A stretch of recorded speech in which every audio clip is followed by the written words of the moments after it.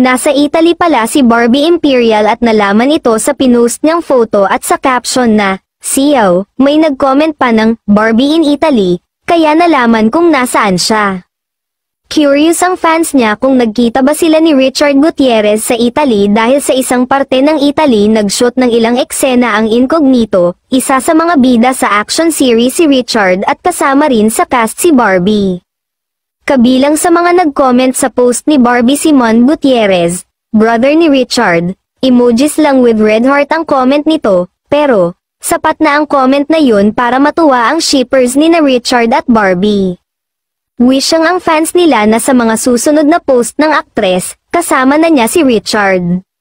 Siguro naman daw alam ng aktor na pupunta sa Italy si Barbie at nagkita sila at sabay na silang babalik ng Pilipinas. Kaya naman pala nawala sa FPJ Batang Quiapo si Barbie Imperial ay dahil nasa Italy ito kung saan nagti-taping si Richard.